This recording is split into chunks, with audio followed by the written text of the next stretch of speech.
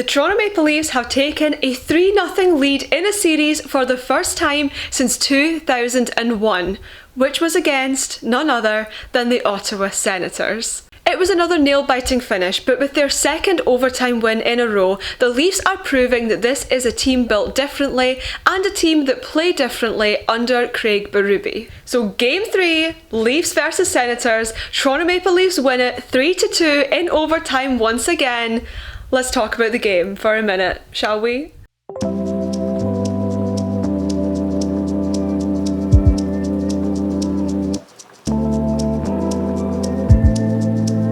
Hi, I'm Victoria, welcome back to my channel. I talk everything hockey and Toronto Maple Leafs from across the pond in Scotland.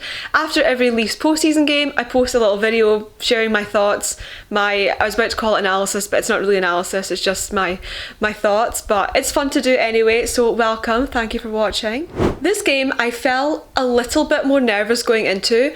Originally I had thought that I wouldn't feel as worried about this game because they're 2-0 up, they're going on the road. If they lost the game last night, it's not ultimately the end of the world. However, when the game started, my attitude changed very quickly, and after the first period, I was sitting in a very bad mood, if I'm honest. Pacioretty was back in the lineup, his first game since February 8th. That was a while ago. And as I say, Leafs on the road, Canadian Tire Centre. There were less Leafs fans there than I think I had anticipated there to be anyway, or I think most Leafs fans had thought. Obviously the Senators did put in some measures to make sure the entire arena wasn't filled out with Leafs fans, and it definitely worked because there were a lot less Leafs fans and more Senators fans than normal in comparison to other Battle of Ontario games that have taken place recently. So we start the game off and the crowd is loud. The atmosphere in there sounded pretty good, won't lie. Nyes and, unsurprisingly again, Ridley Gregg are at it against each other from the very start of the game.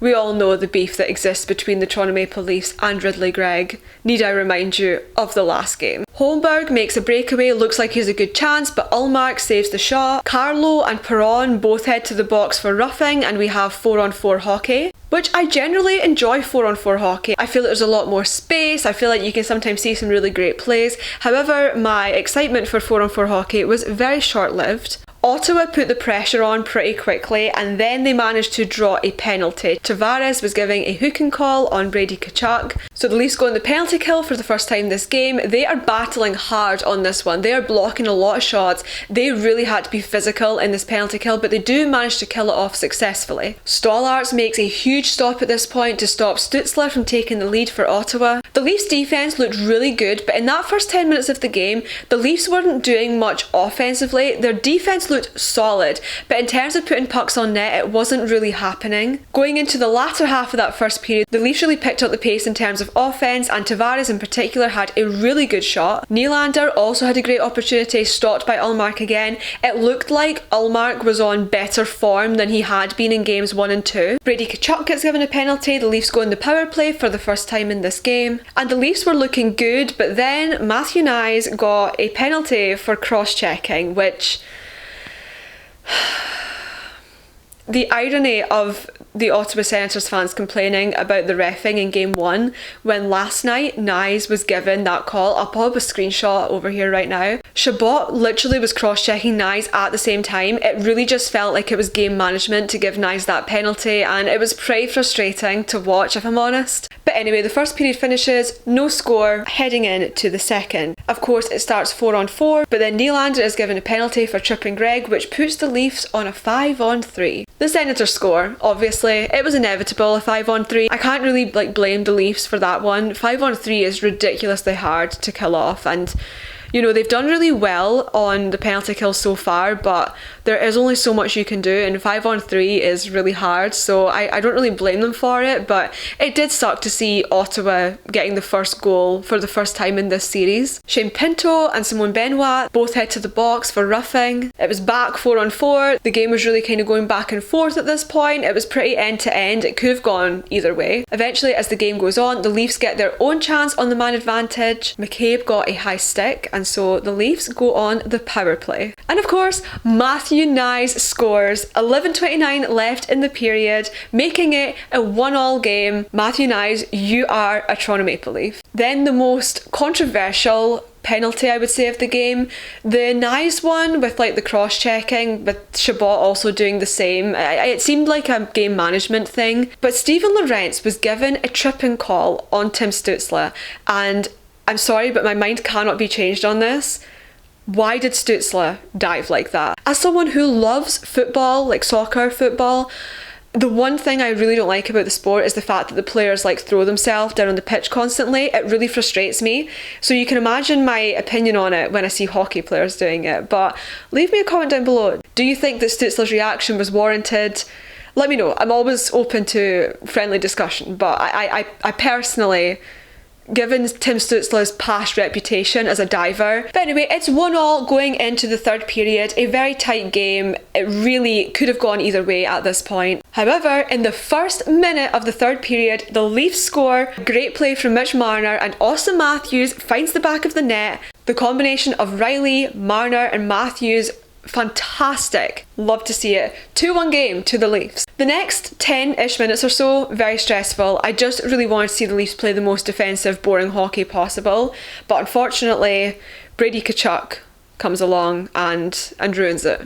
Almost, but not quite. Yes, Brady Tkachuk managed to find his way past Stollarz, which is rare, of course, because Stollarz has been an absolute brick wall during this series so far. So I mean, I don't want to like fault the guy because he has been pretty much flawless, but I can imagine that was a goal he probably would have liked back. But anyway, Tkachuk scores on him at 11:22 into the third period, and we are all tied up once again. Ottawa only got 2 shots in that final period, which that's what makes it frustrating that they were able to tie it up, because the Leafs definitely were putting more pucks on net in that final frame. And so we were heading to overtime once again, and I did feel very concerned because surely the Leafs' luck when it comes to OT has to run out somewhere. Obviously in game 2, Max Domi managed a fantastic game-winning goal in overtime, but could the Leafs do it once again? I feel like going into overtime last night, if you were to list every possible OT goal scorer for the Leafs, I feel like Simon Benoit would not be near the top of pretty much anyone's list. No offence to him whatsoever, I really like Benoit, but it's not his role on the team. He is of course a defenseman.